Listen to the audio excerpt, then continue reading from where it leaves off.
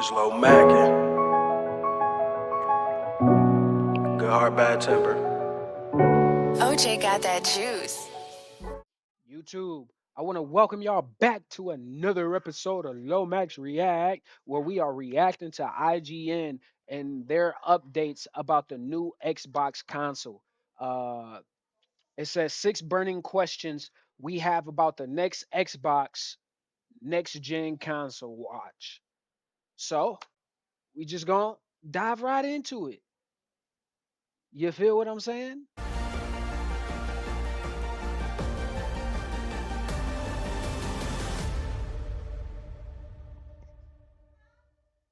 Welcome back to Next Gen Console Watch, our show following the latest gaming hardware. I'm Damon Hatfield, and as always, I'm joined by Max Scoville, host of Podcast Beyond, and Ryan McCaffrey, host of Podcast Unlocked. And out of the Game Developers Conference in San Francisco this week, we've got the first details on Project Helix, the next Xbox console. So Jason Ronald, VP Next Generation, reiterated. I reacted to this dude yesterday and this guy, but I like this guy's video about the next gen Helix, uh next gen Xbox Project Helix or whatever it's called. And then this guy, he just said what he said way quicker than how he said it. So I didn't like his as much. But now we got both of them, and this, I guess they'll be asking 6 questions. And as they answer them, I'm gonna try and come up with my own questions or answers. So let's go. That Project Helix will play Xbox console games and PC games, and alpha versions of the dev kits will be sent to developers in 2027, suggesting the console won't be in our hands for some time. So these details are leaving us with many burning questions about the next console that we want to discuss right now. Let's start with the fact that we know it's going to be playing PC games as well as Xbox games, but how is that going to work exactly, Ryan? Do you think this is going to ship with a partitioned hard drive and maybe you boot it up, you turn it on and it boots up into Xbox, but you have the option to also boot into Windows? What do you think? Well, I don't know about partitions and that sort of under the hood stuff, but I believe it's probably going to look as much like an Xbox dashboard or a more, console like dashboard as possible. And then you'll most likely have the option to go a little bit more under the hood with it if you want to.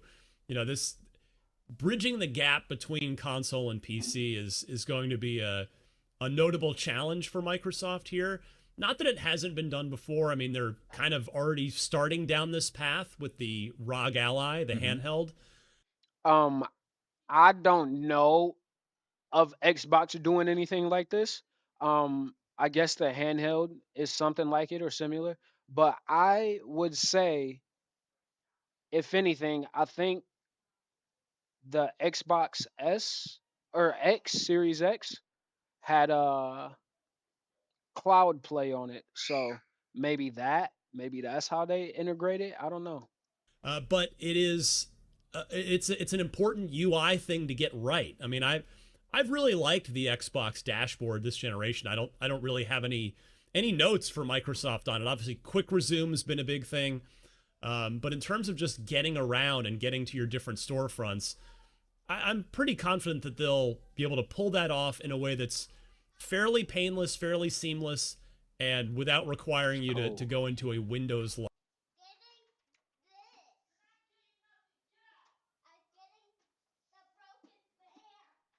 like kind of situation. Mm-hmm.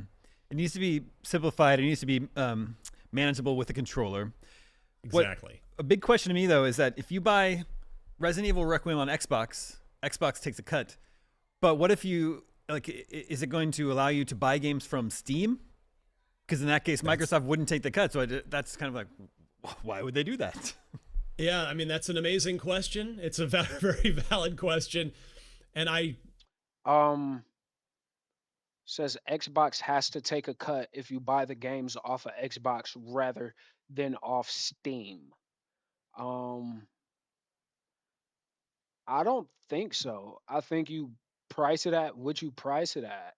And even if you do buy it rather off of Xbox or Steam, it's basically preference. If you want to play Xbox games, buy it for the Xbox. If you want to play a PC game with PC graphics and PC rendering, then you go Steam, right? I think it's that simple. But if you're not into specs like that, obviously the typical gamer, the gamer that normally gets the Xbox is gonna get it for Xbox. You get what I'm saying? They're not gonna get it for PC. It's the new generation of gamers that'll be more interested in the PC part of it. You get what I'm saying? Like, or PC players. It's like, oh, I can just have my PC and my console and I can have all my games on one device. It's a win-win. So yeah, that's my opinion. I'm not sure if Valve or Epic or any of these other storefronts would necessarily want to give And I honestly should be getting paid for Microsoft my any piece of the ideas. action. Does Steam need Microsoft's help to sell No, Steam games? I would no, say heck probably no, not. heck no. But maybe Microsoft sees it as more of a long-term win of if you can get people in your ecosystem, even if there are open unlocked doors to other ecosystems What did I tell you about that? sitting right there, that you're in the long run going to be making more purchases and spending more money on Xbox that Microsoft will see some of in the end. But very valid question, though. So, Max, reiterating that the next Xbox will play PC games brings us back to the question of, is this a problem for PlayStation? Is this going to be an edge that Xbox will have over the PS6? If it is an Xbox behaving like a PC or a PC that's behaving like an Xbox, and I think turning it on will answer that question. But if you That is a good question. That is a good question because if it's a PC acting like an Xbox, I don't know how I like it. You get what I'm saying? But if it's a Xbox acting as a PC, then it's a win-win. You get what I'm saying? It's a win-win. But if it's a PC acting like an Xbox, it's a win-lose. You get what I'm saying? Like you'll get the graphics, you'll get the rendering, you'll get the FOV slider or whatever. But what you won't have is you won't have the speed as a PC. Yeah, careful. You won't have the speed as a PC, and you won't have the the stats of a PC. You'll have the stats of an Xbox, and the latest Xbox is super dope, but it's not a PC. You get what I'm saying? So if it's a console acting as a PC, that's that's groundbreaking. look at how the ROG Ally behaves, there's still a bit of PC tinkering you have to do to get it up and running, and I think there's a large portion of the audience they're going to lose if that's a thing that is required. Meanwhile, PlayStation is games exclusively. Yeah, I mean we've seen them moving away from the PC space. I think they're over in their corner focusing on their thing, and with the install base the PS5 has this generation, I don't think they Who's talking about the PlayStation, dude? Get this garbage out of here.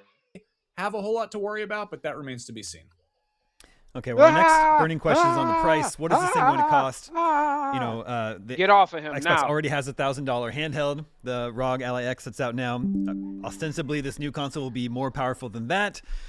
Back in October, Sarah Bond said the next gen console is going to be a very premium, very high-end, curated experience. And then today, at their GDC talk, they said we are pushing the next burning questions on the price. What is this thing going to cost? You know, the Xbox already has a $1,000 handheld, the ROG Ally X that's out now. Ostensibly, this new console will be more powerful than that. Back in October, Sarah Bond said the next gen console is going to be a very premium, very high-end, curated experience. And then today, at their GDC talk, they said we are pushing the boundaries of rendering and simulation in partnership with AMD using FSR Next to power what comes next. So, Ryan, what's your feeling? Is this, I mean, it sounds like this is going to be a really expensive machine. Before he says anything, I'm going to say I rewinded that to hear what he had to say, and I still didn't hear it only because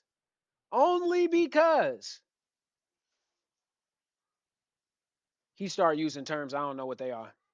And I ain't gonna cap. I just stopped listening because I don't know what the heck he talking about. Yeah, yes, it does.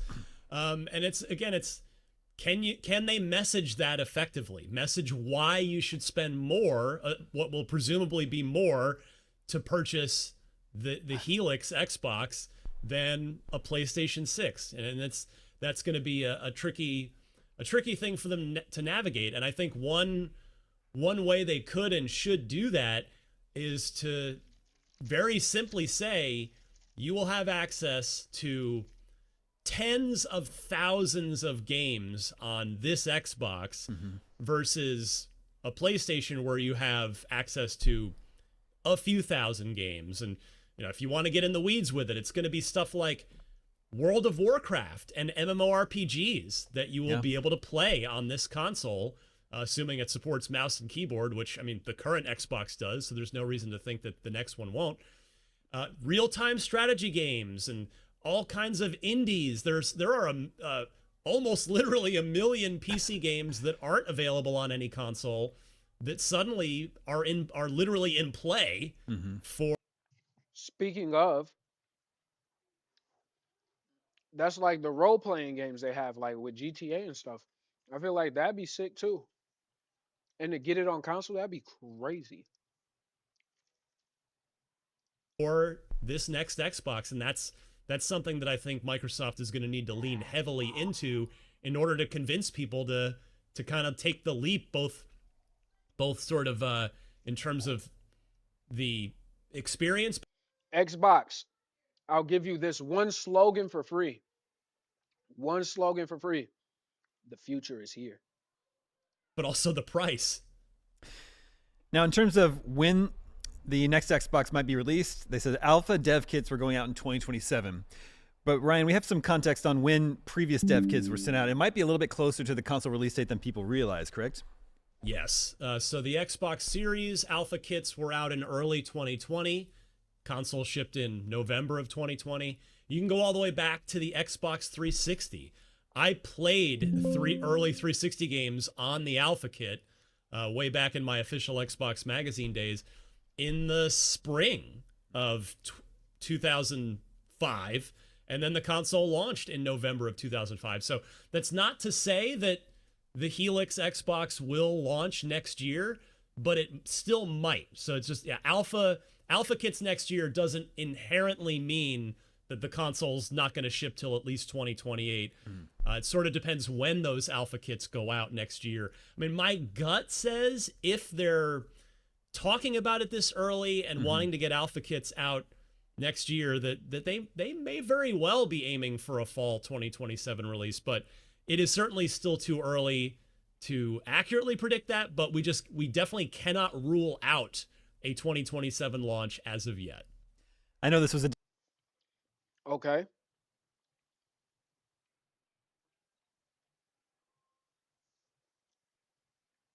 If the beta is going out in 2027,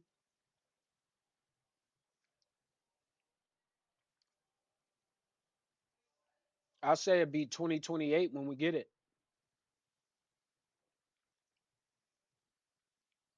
If the beta was going out this year, I say we could get it by fall 2027 because or the alpha because it'll give them time to make the adjustments to the game console, instead of you know, it'll just give them time to adjust. Um so I say 2028. I'm not a mind reader or nothing like that. I don't know for sure, but I say 2028. Um if it happens to drop 2027, that's because the alpha did exactly what they wanted and got the right response from it. different time, but Bill Gates talked about the original Xbox at GDC. But I also know that Xbox, was it Xbox? Xbox ain't stressing it for real. Xbox ain't stressing it for real. In 2000, and then it was out the fall of 2001. So if that tells us anything about today. Max, there's been Is Bill Gates still alive? Bill Gates, I'm broke. Help a nigga out. Sponsor me, bro. rumors recently PlayStation that 6. What are you feeling about when we might be playing the next PlayStation console? I mean, it's looking like maybe 2029. Yeah, it's Who cares? weird. It feels like this is kind of a very fragmented schedule right now. You know, we got the Switch 2, which came along what we thought was sort of mid-generation for the Switch 2 is PS5 good, and though. Series X, and it's looking like this thing might be sooner than that. And I think, Switch 2? Okay. you know, we used to see this back in the days of yore, where there would be a year or more between You don't get Mario Kart or anything like that anywhere else like you can get it on Nintendo, so competing consoles coming out, and it always sort of puts things a little bit off kilter because, you know, developers want to put their stuff on as many platforms as possible. who cares? Yeah, I mean, so over You know, here, so I guess again, Sony's I will say I did have a PlayStation 2. I will say that. what And the original PlayStation, I had that also. I think I played Crash Bandicoot on it. Tomb Raider, Spider-Man, Def Jam Fight for New York was on PlayStation 2. Probably on Xbox too, but I played it on PlayStation. I didn't start playing online until I got like not the 360 but the one.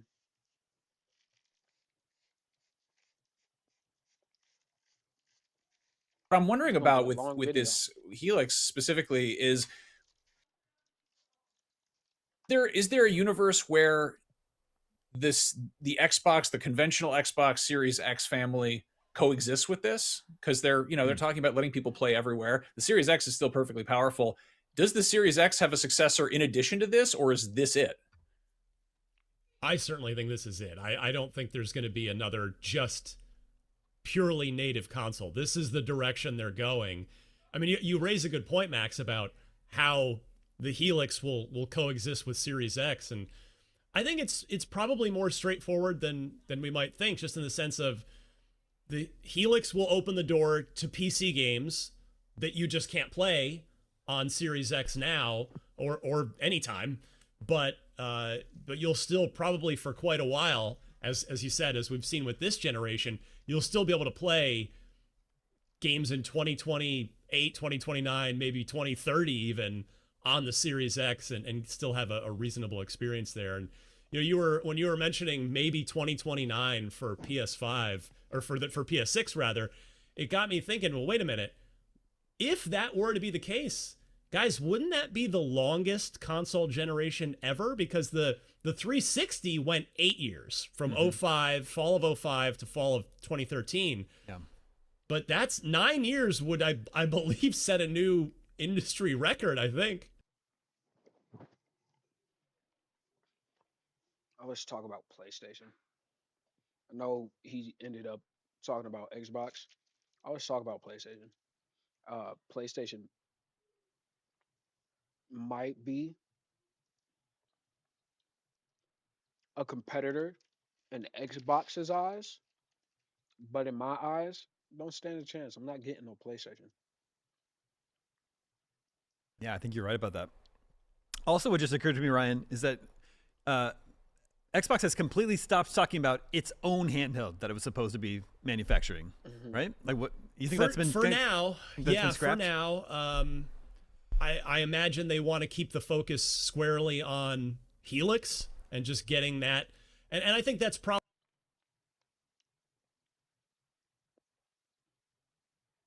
They didn't drop the handheld. Drop the handheld and drop this. You know how much consumers are willing to pay to consume? Drop both of them. Probably the right move, and if the ROG Ally sustains itself as a hit, like we heard some, apparently it was selling out and doing well right at launch, Right. but who knows if that's going to Okay, it continue, or did drop. if it has continued even to this point here. in March of 2026. But yeah, I think it's probably wisest to not muddy the waters with additional devices for now. Whether that was already the plan or maybe that's something that, as Asha Sharma, the new CEO of Microsoft Gaming, has come in and said, you know what, let's get, in her words, let's get back to Xbox and let's just do one device rather than multiple devices. Because, if we look at Series S, obviously we've talked a lot about that thing on this show. It sure seemed like it was having some benefits early in the generation where people were able to get in for a lower price and play games, and Series S seemed to be doing fairly well, at least relative to the Series X. Like it's not like it was 90% Series X's being sold and only 10% Series S's, but Y'all do got to remember that was when COVID was a thing, and it was hard to get those kind of things like Xbox X and Xbox or PlayStation 5. as time has gone on, we're I guess more than halfway into the generation, one way or another, and we've started to see cracks in that strategy in the sense of Microsoft's already had to break its own parity rule, and in that they effectively handed PlayStation a major exclusive, a timed one, with Baldur's Gate 3, where Larian couldn't get co-op working properly on the Series S, and eventually Microsoft said, okay, just go ahead and feel free to cut it, and just so you can get this thing out on our platform, and they did. And so I wonder if as time has gone on, maybe Microsoft has rethought the multi-SKU strategy moving forward. And it's not to say that a Microsoft built handheld, an extension of the Helix family could still happen, but I think if it does, it's probably going to be after the core set-top Helix box launches. Now, both current platforms, the PS5 and the Xbox Series, have an all-digital version. And Ryan, you remember from the FTC documents that were leaked, we saw that they were already talking about and thinking about the next Xbox, and it was going to be an all-digital console. I think their note said now adorably all-digital or something odd like that. So I'm just wondering, we know that physical game sales are a small percentage of the market today. You think this is the generation that Xbox goes all digital? If they're a PC now, it's time, right? PC has been all digital for well over a decade. It's not to say that Microsoft might not sell a add-on, an external Blu-ray add-on, which I think Sony's doing right now with the newer generation of the PS5. But yeah, I mean, to their, I won't say credit, and a lot of people would say blame, Microsoft has been a lot more, let's say, cutthroat about not supporting physical. Like they've pretty well moved on, whereas Sony has certainly has had a bit more of a commitment to physical even here in 2026. So even One sec. Excuse me.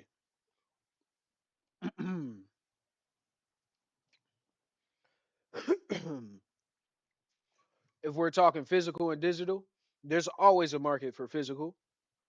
Think about it. You got people paying high end dollars for like vintage video games, Game Boys and Segas and Nintendos and stuff like that. So there's always a market for physical, but digital is the future, I guess. from what we see Microsoft doing today, I would be honestly pretty surprised. And I'm not defending it, but I think the reality is I would be shocked if the Helix had an optical disc drive included in the machine. Max, what do you think about the PlayStation 6? I don't know what that is. I mean, it's going to be definitely a big push to digital only, but yeah, I think Sony has its roots in being kind of all-in-one entertainment devices. So there's going to be the option to play 4K Blu-rays in some capacity. On the game front, the physical game front, I can't help but wonder if we're going to see sort of a shift to physical stuff being almost like a niche collector's market, like more of a boutique type of thing. Like, was it? I think it was Alan Wake 2. They put out the physical edition, what, 6 to 8 months after the game launched, and it was, if you're a collector, you pre-order it, you get the thing on your shelf. I think Baldur's Gate did the same thing, where it was digital first, and then they they attracted the attention of people who wanted a physical thing to show off, and they had it there for people who wanted them. But it's ultimately like we're at a point where everything is operating digital first, so it seems like they're servicing a very, very small market, and I don't see Sony going out of their way to push the digital space too much. It's a physical space. It's a small but passionate market of people that really enjoy and prefer having physical copies of games. Let's talk about game prices. Ryan, Xbox tried to push us to $80 an $80 price tag with Outer Worlds 2. Turned out that was not the game to try that with.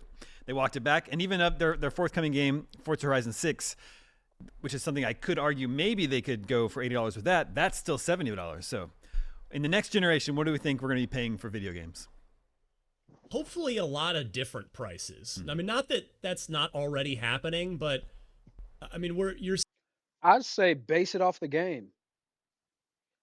Something like a game that I'm playing now, which is free to play, shouldn't be free to play, by the way.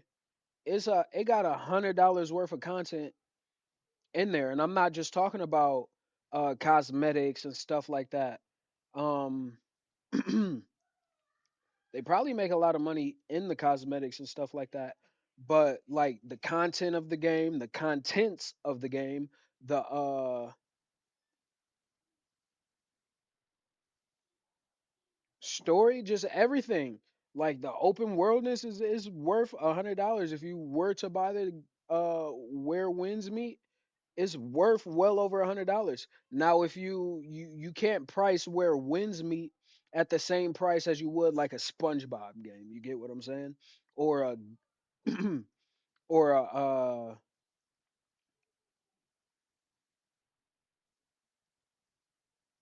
I was gonna say 2K, but they be charging you out the yin yang for 2K. Uh, uh, Elder Scrolls or Doom game or whatever it's called. What is it called? I don't know, Elden Ring games. You feel what I'm saying? Like, I'm pretty sure they charge out the yin yang for those too, but like something like I don't know, like a smaller game, bro. Like GTA, well over 100. Well over 100. 100 120. You get what I'm saying? But everybody don't got money like that, including me. So not everybody going to pay those prices.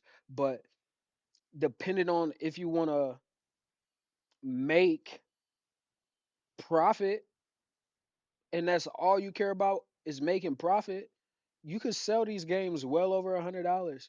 Like games that should be like $60 are the games that don't get much play.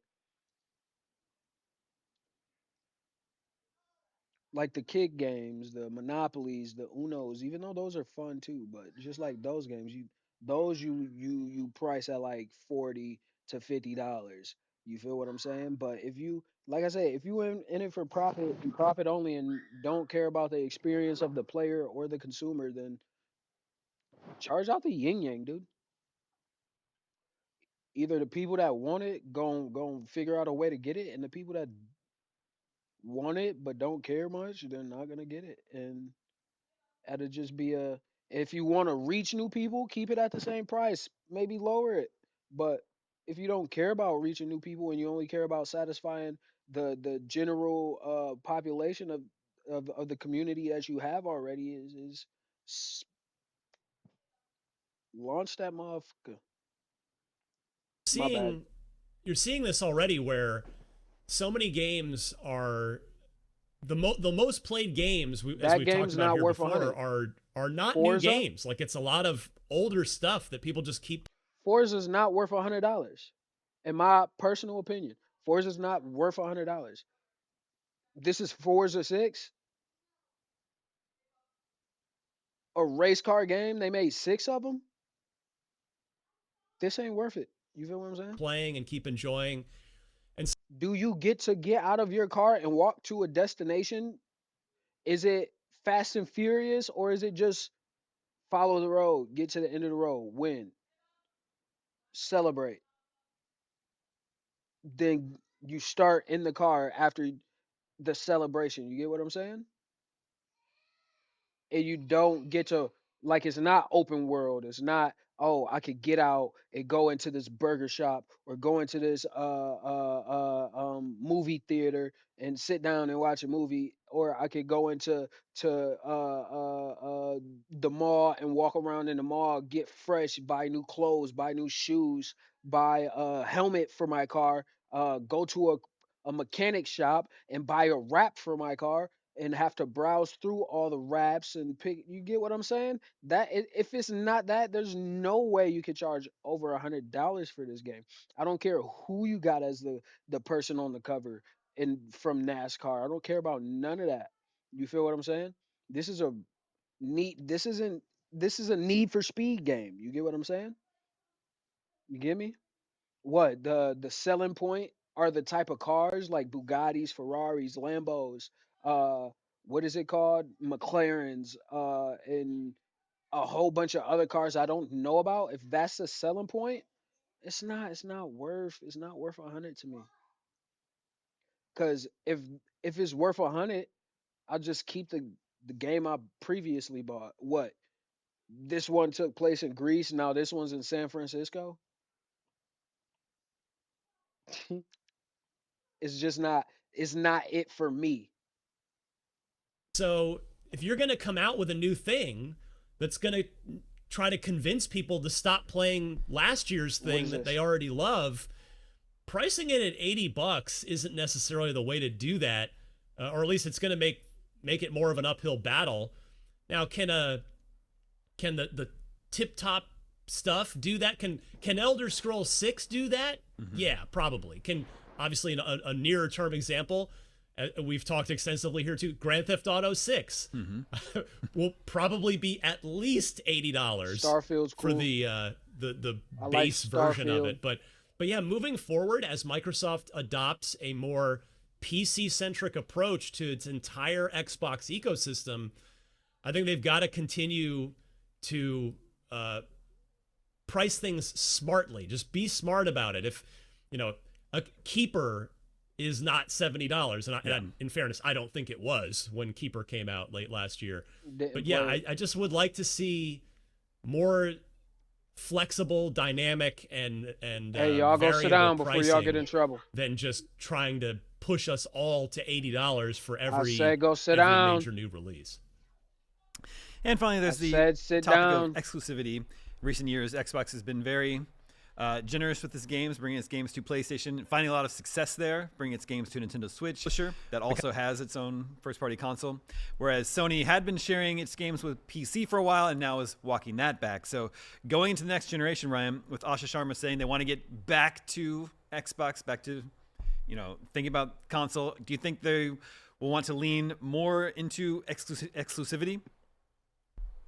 It's hard to say. I mean, it seems impossible to put the genie back in the bottle on that, the toothpaste back in the tube, whatever metaphor analogy you want to use. But they can always play with timed exclusivity, which we've seen them do a bit. In fact, I think maybe the last time this came up, the two good examples are both Playground games from the same developer. Forza Horizon 6 is not shipping day and date on PS5 in May. Maybe that's a technical, development reason for that, but Fable, which is due this fall, is scheduled to be day and date with PS5. So maybe Asha Sharma decides, let's put a firm policy here. Let's keep everything for a year, and then we can make a second push on PS5 or Switch 2 later. But certainly, I don't think the day one PC support, that seems to be a very successful and very smart thing for them to do. And that's also something that Sony's actively choosing not to do. You know, the PC support they were doing was much later for in most cases. So yeah, I think the PC stuff is going to continue to be day one, but I could see a world in which the first party console stuff is there's more of a uniform window of exclusivity across the board. We'll see. Max, we talked about this a little bit last week. To think about as we just sort of ramp up the lead up to the launch of the next Xbox console. It's a good thing we have a show like this, because this is exactly what this show was made for. Over the next year, couple years, 3 years, we'll definitely be talking a lot about Project Helix and PlayStation 6. We want to know, what burning questions do you have about the next Xbox console? Leave them in the comments. Maybe we can discuss them in a future episode. Yes, sir. We also want to know, a poll for you to vote on. I'm sorry, that's last week's poll. Our new poll is, with these details starting to emerge on Project Helix, are you becoming more interested? Are you thinking about sticking with Xbox or returning to Xbox? Or maybe you're waiting. You need to know info about games, price. You need more information.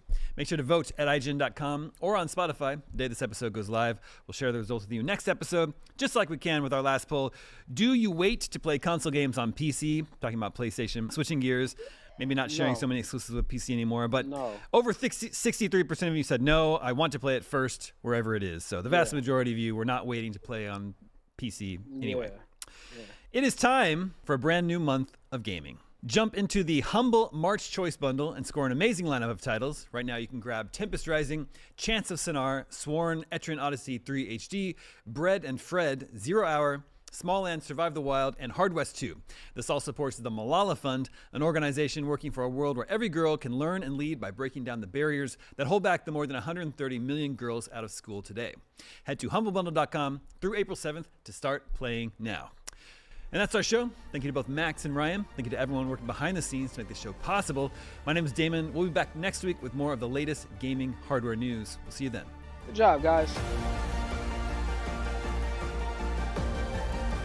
Technical production by Marian Franzen and Amir Rakib. Audio engineering is handled by Amir Rakib. Post-production editing is by Jobert Atienza, and graphic design is by Justin Vachon. Next Gen Console Watch is an IGN production and part of the Geek Media Network. I dislike that they added PlayStation when it was just talking about Xbox. Xbox would have carried this conversation alone. I'm mad they kind of integrated PlayStation into it. No one's talking about the PS6. Why bring up PlayStation at all? No one's talking about it. And I don't even think Sony's talking about it. I haven't heard Sony say anything about a PS6. If there's talks about a new Xbox console and it's called the Helix, and they're actually talking about making it, but like, you get what I'm saying? I wouldn't try to put it up against any competitor. I would, especially when there's no visual output, I wouldn't put it up against any competitor. I just state the facts that I know about the console that they're going to put out. I'd state the facts. I wouldn't put it up against no competitor, not Sega, not the Switch, Nintendo, Sony, none of that. I wouldn't put it up against nothing. I would just say, hey, these are the facts that what we know. Here are 6 questions, burning questions we have about the next Xbox next gen console watch. Okay, next gen console watch. That's why the next Xbox, and then they threw the next gen console watch. That's why they mentioned PlayStation. But I wouldn't put PlayStation in it. I wouldn't, unless PlayStation, after seeing how much buzz Xbox did, and they started talking about, oh, the PS6 is coming, then it'll make sense to have someone jump in like that. Comparing a new console to the PS5, that's what the Xbox Series X is. You compare that to the PS5. Right now, I don't think PlayStation got anything to compare to the Helix. In my opinion, not in my knowledge, in my opinion, like how I feel. I haven't heard PlayStation talk about anything to do with a PS6. Um or Sony talk about anything to do with a PS6. So yeah, remember uh to keep God first, support it or ignore it. Individual growth, self love is the best love. Invest in yourself. You're always respected, never neglected, and peace and positivity. I am Lomac93, and I greatly appreciate you for tuning in to today's reacts. Uh, our next reacts, it'll probably be a slow jam song for Slow It Down Sundays. So see you then. GG's. God bless.